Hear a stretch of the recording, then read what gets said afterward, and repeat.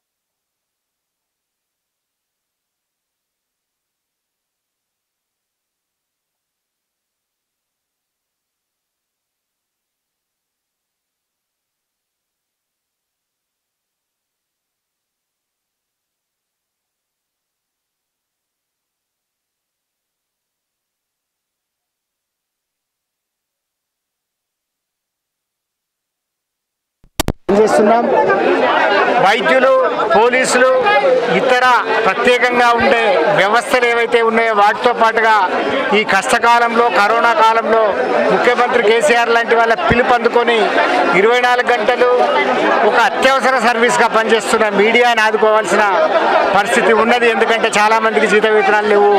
ఈ పరిస్థితుల వల్లనే ఇవాళ కనీసంగా ఈ నిత్యావసర వస్తువుని అందజేస్తున్నాం। ఇది భవిష్యత్తులో కూడా కొనసాగుతుందని చెప్తూ ఇవాళ ఒక 700 మందికి నిత్యావసర వస్తువులు అందజేస్తున్నాం।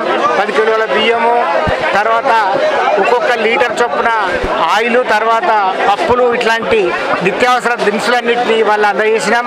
ఇది కంటిన్యూ చేస్తామని భావిస్తూ ముఖ్యమంత్రి గారికి జర్నలిస్టుల కోసం ఒక నిధిని ఏర్పాటు చేసినందుకు ప్రత్యేక కృతజ్ఞతలు తెలియజేసుకుంటూ సెలవు। Thank you. ఇంకా కొందరు స్వచ్ఛంద సంస్థల సహకారంతో మీడియా అకాడమీ ఆధ్వర్యంలో ఈరోజు ఏదైతే పేద జర్నలిస్టులు ఉన్నారో వాళ్ళందరికీ బియ్యంని, పప్పుని, అట్లాగే తిండి సామాగ్రిని కొన్నింటిని సరఫరా చేయడం జరుగుతుంది। ఈ సమయంలో, లాక్డౌన్ సమయంలో రోజు వేతనం మీద, అంటే నెలవారీ స్ట్రింగర్లకు వచ్చే జీతం మీద వాళ్ళు ఆధారపడి ఉంటారు। ఈ సమయంలో వాళ్ళందరికీ ఇబ్బందులు అవుతున్నా కనుక విజ్ఞప్తి చేస్తున్నాను। ఈ చొరవ తీసుకున్న media academy chairman Allam Narayana గారికి కూడా నేను కృతజ్ఞత తెలియజేసుకుంటూ, ఇంకా ఎవరైనా దాతలు ఉంటే మీడియా అకాడమీని అప్రోచ్ కండి। జిల్లాలో చాలామంది జర్నలిస్టులు కూడా ఇబ్బందులు పడుతున్నారు కనుక ప్రభుత్వం కూడా మీడియా అకాడమీ తరఫున సహకారం అందిస్తుంది। మీరు కూడా సహకరించాలని చెప్పి నేను కోరుకుంటున్నాను।